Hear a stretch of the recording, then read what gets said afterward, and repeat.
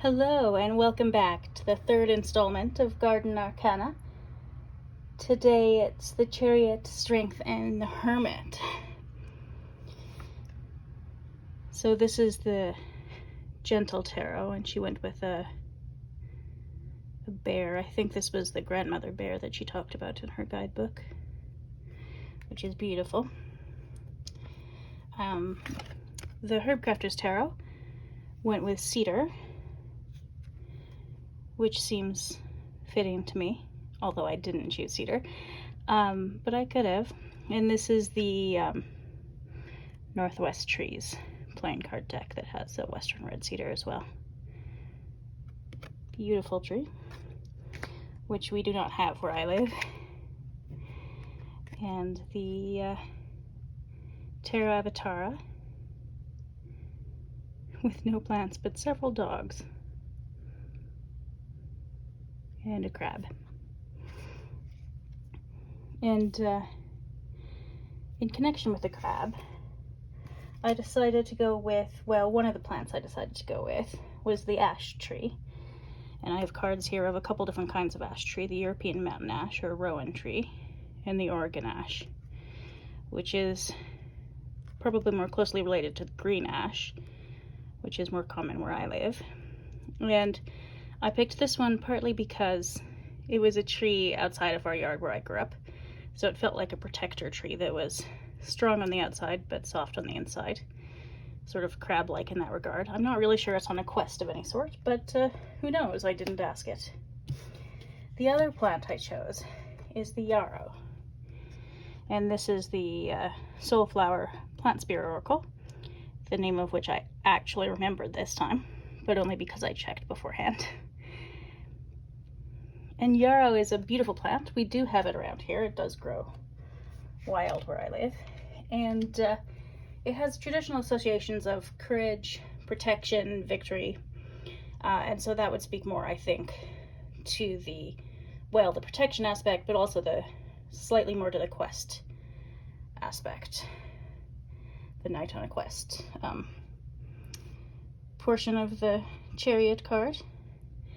And if you're interested in herbalism, it supports circulatory function and will stop bleeding when it's applied to wounds, which is why its Latin name is based on that of Achilles, who used it apparently to heal his soldiers. And the stoppage of bleeding has been one of the uses of yarrow on both sides of the Atlantic, actually, by the Anishinaabe and by the Scots. And the Scots, again, for the Scottish uses, I'm using this Scottish Herbs and Fairy Lore book. And for the Anishinaabe one, I don't think I've mentioned this book before. I've read this, Plants Have So Much to Give Us, All We Have to Do Is Ask, Anishinaabe Botanical Teachings, by Mary Siisip Geniusz, about her teacher, the medicine woman and ethnobotanist Kiwi Dinakwe's teachings. And it is a beautiful book that combines both indigenous and Western scientific knowledge. And so both of those traditions have used yarrow to stop bleeding on cuts and wounds. It's also been known to be a diaphoretic, which means it helps promote sweating and cools the body down.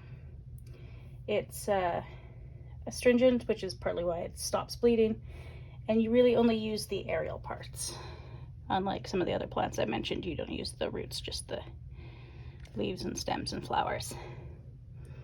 You can make a tea out of it, which might help digestive problems, although I'd probably go for your usual peppermint myself or spearmint.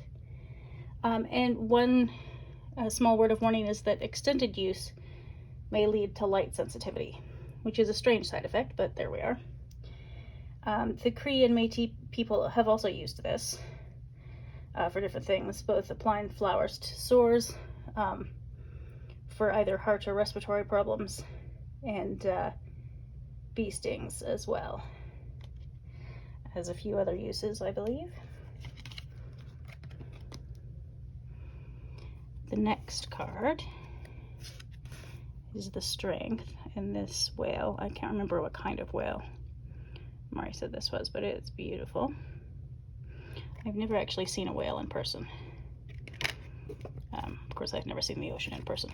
It's on my list of things to do.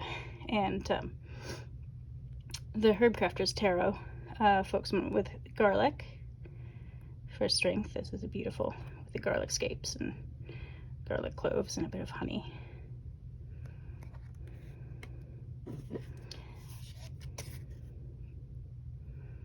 And you have the roses in this with their thorns, and they are protective roses. For this one, I decided to go with tansy, and I'll insert the pictures because I don't have it with me, but it's a wild plant that grows around here.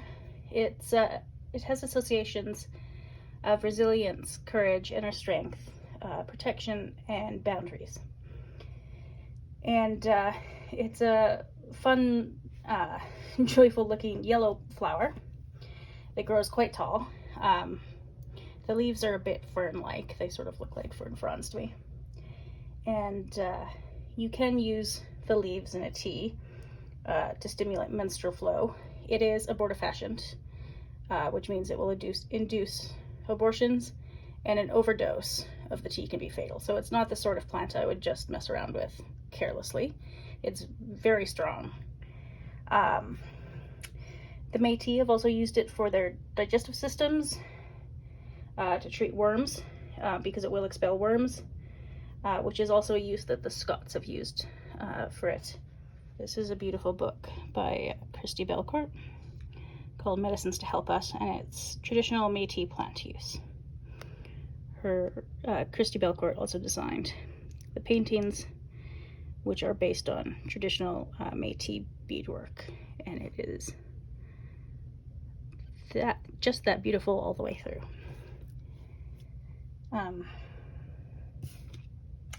One of the other trees, and this is also from this Northwest Trees playing card deck that could symbolize strength to me, is the black cottonwood. And when I was growing up, we had cottonwoods, not on our lot with our house, but the yard across from us had about, I don't know, 4 or 5 or 6 of them. They may have just had 3, and it just seemed like 4 or 5 or 6 to the young me. And they're beautiful trees. They were massive and seemed like they could withstand pretty well anything. Of course, the raking in the fall was a bit much with trees that large that produce that many leaves. Anyway, the last card for today is the Hermit, with this completely adorable fox in the Gentle Tarot, and Usnea, which I was not familiar with, but if I recall from when I did look it up, is a sort of lichen.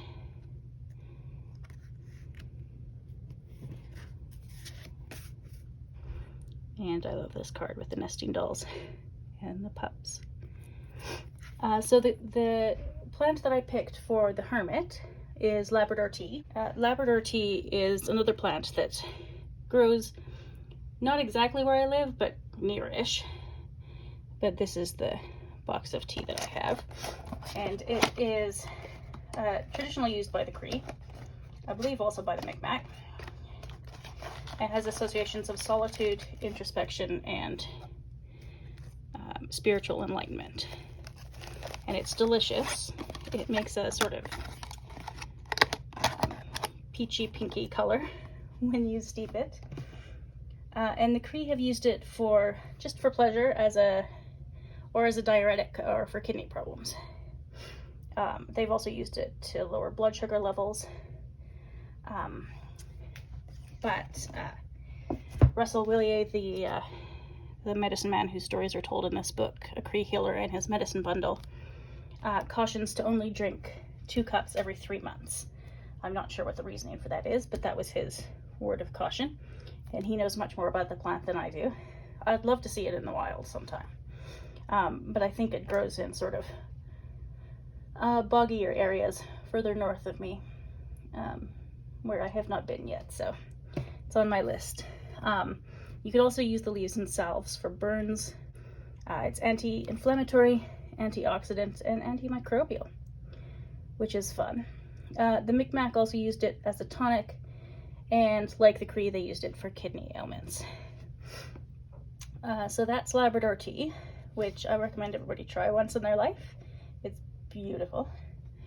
And that's what I would associate with both solitude, sort of the introspective solitude, and spiritual enlightenment.